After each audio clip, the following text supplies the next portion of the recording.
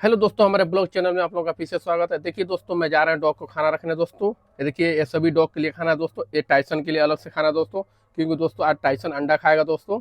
देखिए दोस्तों, टाइसन खाने का इंतजार कर रहा है दोस्तों। ये भूखा है बहुत ज्यादा दोस्तों। टाइसन लो खाना खाओ। देखिए दोस्तों, मैं टाइसन को खाना रख दिया हूँ दोस्तों। देखिए दोस्तों, सभी डॉग खाना के लिए इंतजार कर रहे हैं कि कब खाना मिलेगा। देखिए देखिए दोस्तों, मैं इन लोगों को खाना रख रहा हूँ। एक कल्लू है,